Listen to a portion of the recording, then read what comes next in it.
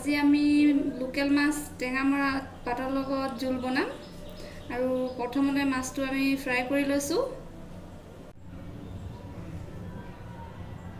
এতিয়া পিঁয়াজ এটা ল'লোঁ, জলকীয়া 2-4টা মান খাব পৰা পৰিমাণৰ, আৰু মছলা দিছোঁ ধনিয়া গুড়ি এচামুচ, জিৰা আধা চামুচ, জলকীয়া গুড়ি আধা চামুচ আৰু হালধি আধা চামুচ। তো পোনপ্ৰথমে মই মছলাখিনি পানীত অকণমান পেষ্ট বনাই লৈছোঁ যাতে মাছখিনি ভাজোঁতে লাগি নধৰে, জ্বলি নাযায়। এতিয়া মই তেলটো গৰম হ'বলৈ দিছোঁ, তাৰপিছত পিঁয়াজ আৰু জলকীয়া দি অলপ ফ্ৰাই কৰি ল'ম। এতিয়া তেলটো গৰম হৈ গৈছে, এতিয়া আমি পিঁয়াজটো ফ্ৰাই কৰিম।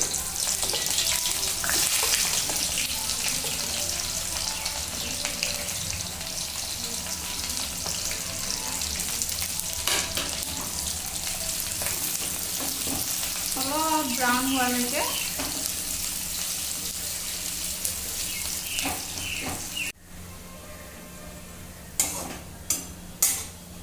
এতিয়া পিঁয়াজখিনি আমাৰ ব্ৰাউন হৈ গৈছে, এতিয়া মছলাটো দি দিব পৰা যাব।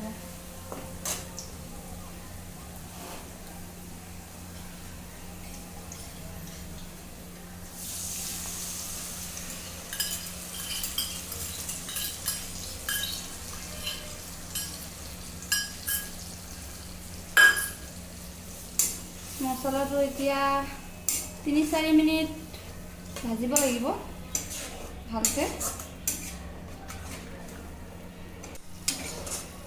এতিয়া মছলাটো ভজা হৈ গৈছে, 3-4 মিনিটমান ভাজিছোঁ।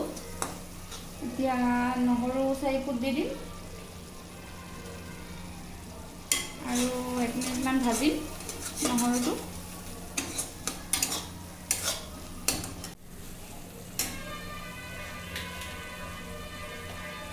এতিয়া মই পৰিমাণ চাই নিমখ এচামুচ দিম।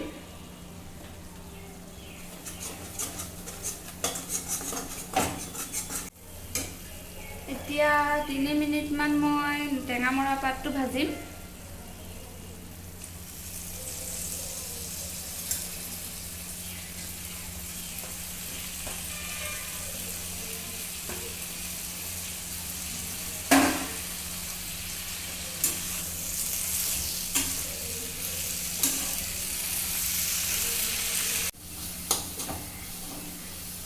টেঙামৰা পাতখিনি ভাজি হৈ গ'ল, এতিয়া অলপ কুহুমীয়া গৰম পানী দি দিব লাগিব।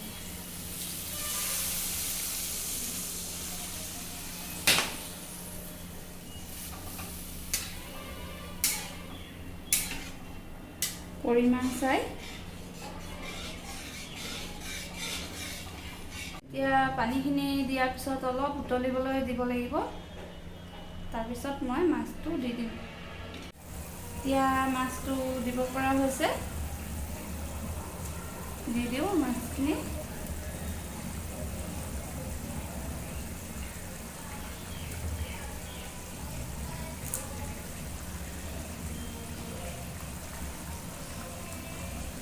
এতিয়া মাছখিনি দিয়াৰ পিছত 2 মিনিটমান ঢাকি দিব লাগিব।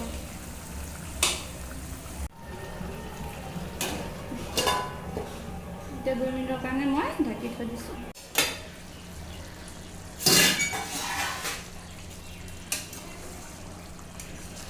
এতিয়া মাছখিনি 2 মিনিটমান উতলি হৈ গ'ল।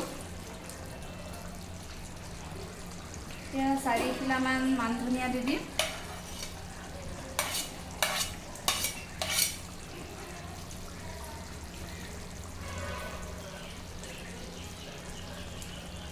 ইতিমধ্যে টেঙামৰা পাত দি মাছৰ জোলটো খাব পৰা হৈ গৈছে। ভিডিঅ'টো চোৱাৰ বাবে ধন্যবাদ থাকিল। যদিহে ভিডিঅ'টো ভাল লাগিছে লাইক কৰিব, কমেণ্ট কৰিব, লগতে ছাবস্ক্ৰাইব কৰিব।